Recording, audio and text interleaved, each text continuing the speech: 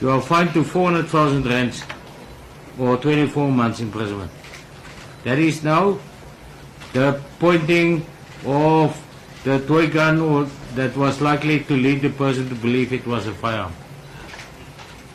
As far as count 6 is concerned, that's the immigration law, 49, section 49(1)(a.